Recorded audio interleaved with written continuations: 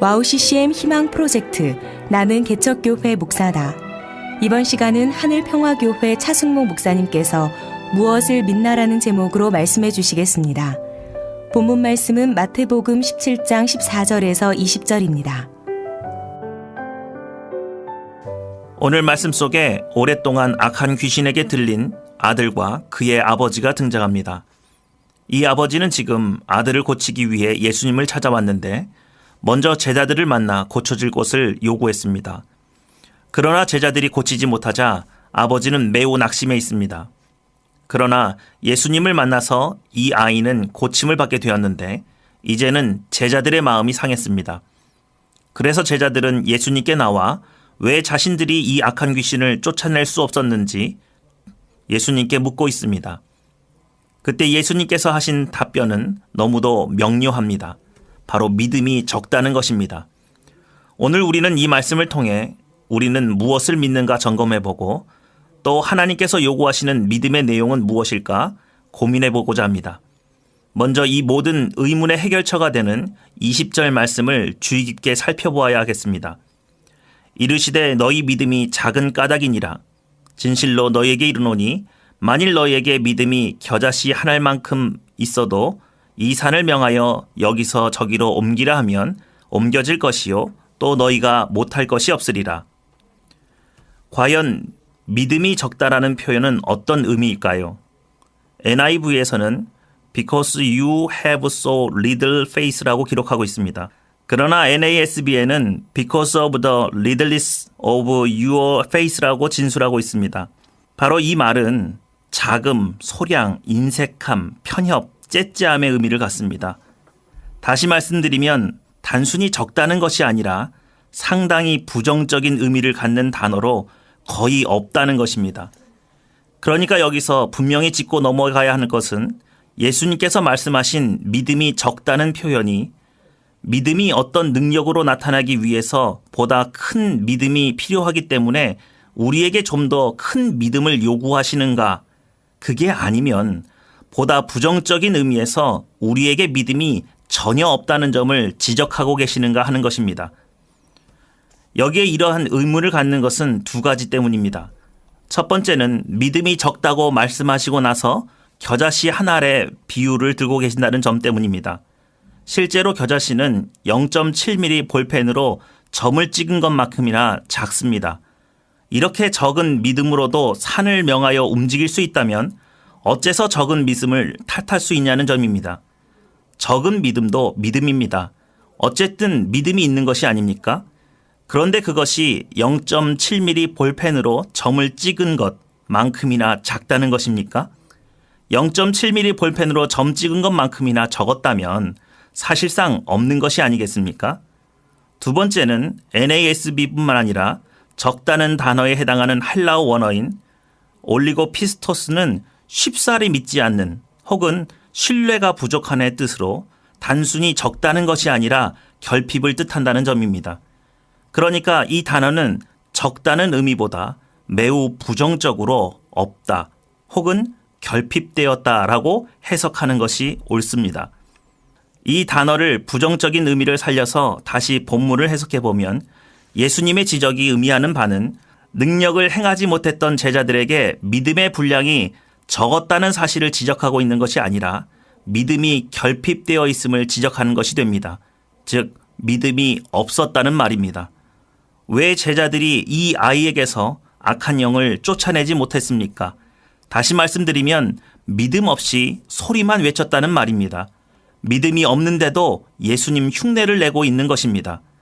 이 해석이 옳은 것은 예수님께서 이미 마태복음 17장 17절에 믿음이 없고 패역한 세대여라고 꾸짖는 장면과 정확하게 일치된다는 사실이 다시 한번 입증합니다. 예수님께서는 이미 제자들의 행동에서 믿음이 없었다는 사실을 분명히 지적하고 계십니다. 제자들은 믿음이 없었습니다. 실제로 자신들은 될 것이라고 믿지 못한 채 이 불신을 해결하지 못한 채 외치면 어떻게 될 것이라는 요행한 생각을 갖고 고래고래 소리만 지른 것입니다. 바로 이것이 제자들에게서 믿음의 능력이 나타나지 않는 이유입니다. 그래서 예수님이 제자들에게 하시는 말씀이 제발 겨자씨만한 믿음이라도 너희에게서 발견되었으면 좋겠다고 말씀하시는 것입니다.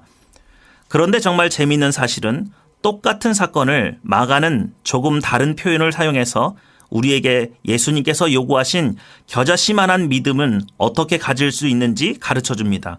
이 사건은 마가복음 9장 14절에서 29절에 기록되어 있습니다. 마태복음의 진술과 마가복음의 진술 중 가장 다른 것이 무엇입니까? 그것은 바로 마가복음 9장 29절입니다. 이르시되 기도 외에 다른 것으로는 이런 종류가 나갈 수가 없느니라. 마태복음에 예수님은 믿음이 없어서라고 책망한 것을 마가는 기도가 없어서라고 말합니다. 우리는 마가복음의 진술을 접하게 되면서 이런 인상을 받습니다. 아, 기도가 부족했구나. 금식 기도나 해볼까? 아닙니다. 마가복음의 진술하는 것은 다시 한번 되새김질하여야 그 의미가 나옵니다. 기도는 기도인데 어떤 기도를 해야 믿음이 생깁니까? 바로 마가복음 9장 23절에서 24절입니다. 예수께서 이르시되 할 수 있거든이 무슨 말이냐? 믿는 자에게는 능하지 못할 일이 없느니라 하시니 곧 그 아이의 아버지가 소리질러 이르되 내가 믿나이다. 나의 믿음 없는 것을 도와주소서 하더라. 이 아버지의 기도가 보이십니까? 이 아버지야말로 믿음이 없던 사람입니다. 지푸라기 잡는 심정으로 예수님의 제자들에게 왔지만 예수께서 고치실 것이라는 확신을 가지고 나온 것이 아니라는 말입니다. 자신의 종을 말씀만으로 명하여 치료해 주시기 원했던 백부장의 믿음과는 사뭇 거리가 멉니다. 아비로서 고통 중에 있는 아들을 그냥 두고만 볼 수 없어서 데리고 나온 것이지 어떤 구체적인 확신을 가지고 나온 것이 아닙니다. 그런데 그것은 제자들도 마찬가지였다는 것입니다. 귀신아 떠나가라 소리는 지르고 있지만 확신도 없고 자신도 없이 이렇게 하면 귀신이 스스로 두려워서 떠나지 않겠나라는 막연한 확신을 가지고 흉내만 내고 있는 것입니다. 그때 예수님께서 찾아오셔서 아버지의 마음에 도전을 줍니다. 이제 어디 가서 하소연할 데도 없는 주제에 벌써 포기하는 것이냐? 너는 너 자신도 포기한 아들을 누구에게 살려달라고 하는 게냐? 그 순간 소년의 아버지의 마음에 아차 탄식이 나옵니다. 생명보다 더 귀한 아들을 여기서 포기할 수는 없지 않습니까? 그리고 뭐라고 기도합니까? 믿음이 없는 것을 도와주소서입니다. 이것이 그의 기도입니다. 믿음이 없는 아버지가 뭐라고 기도합니까? 믿음이 없는 것을 도와달라고 기도합니다. 바로 이것입니다. 믿음도 확신도 없이 나온 자신의 한심한 모습을 고백하고 진짜로 도움을 요청합니다. 지금 자신에게 필요한 것이 무엇입니까? 믿음입니다. 히브리서 11장 6절은 이렇게 말합니다. 그러나 믿음이 없이는 하나님을 기쁘시게 할 수 없나니 하나님께 나아가는 자는 그분이 존재하는 것과 그분이 자기를 열심히 찾는 자들에게 보상하는 분이심을 마땅히 믿어야 하느니라 라고 되어 있습니다. 예수님께서 믿음이 없는 제자들과 아비에게 요구하신 기도는 제발 살려달라고 떼쓰는 것이 아닙니다.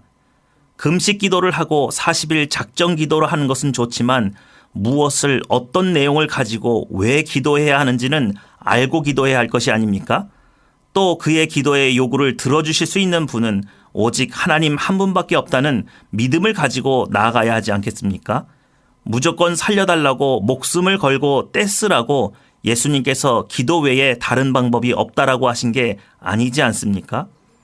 우리는 예수님께서 요구하고 계신 기도의 내용이 무엇인지 깊이 생각해 보아야 합니다.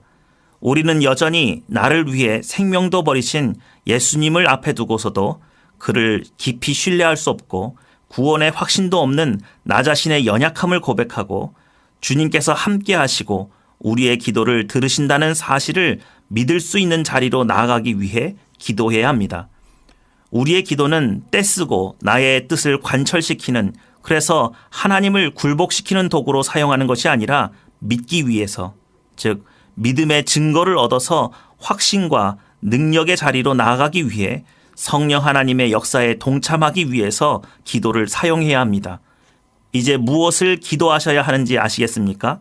어떤 것이 믿음이 있는 행동이고 어떤 것이 믿음이 없는 행동인지 이해하실 수 있습니까? 믿을 수 없는데, 믿기지 않는데 믿는다고 자기 자신을 세뇌하거나 억지 부리거나 강요하는 것이 아니라 믿고 싶은데 믿을 수 없으니 증거를 달라고, 믿을 수 있도록 성령의 도우심으로 함께 해달라고 기도하는 것이 올바른 기도의 내용입니다.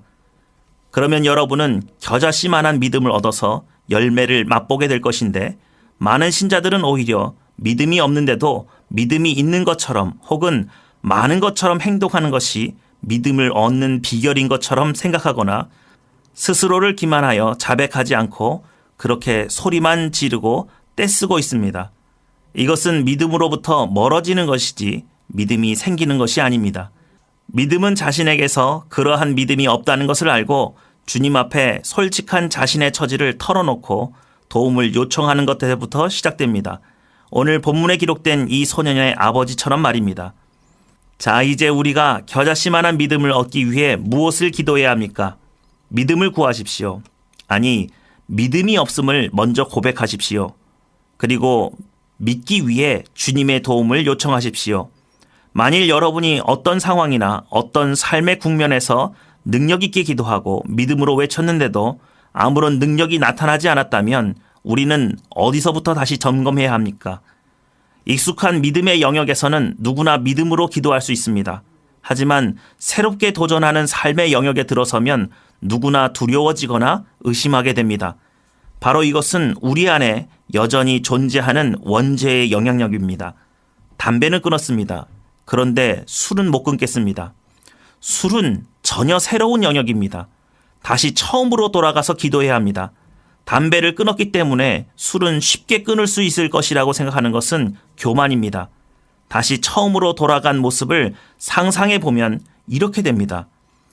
사실 여전히 술을 너무 사랑해서 끊고 싶지 않은데 끊으라는 주님의 명령에 끌려 억지로 끊겠다고 하고 있습니다. 그러나 주님, 이런 식으로는 도무지 끊을 수 없다는 것을 고백합니다.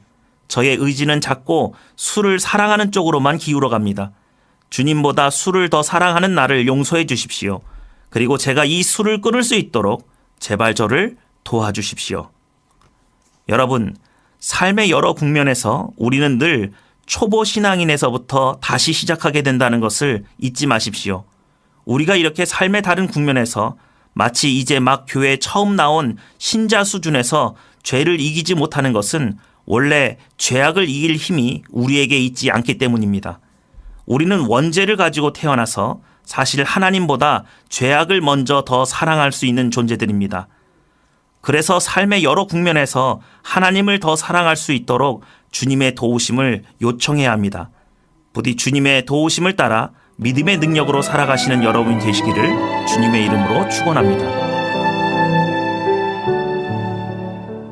와우 CCM 개척교회 알리기 희망 프로젝트 하늘평화교회 차승모 목사님 말씀이었습니다. 본 방송은 와우 CCM 홈페이지와 아이폰 팟캐스트 그리고 안드로이드 나는 개척교회 목사다 어플리케이션을 통해 다시 들으실 수 있습니다.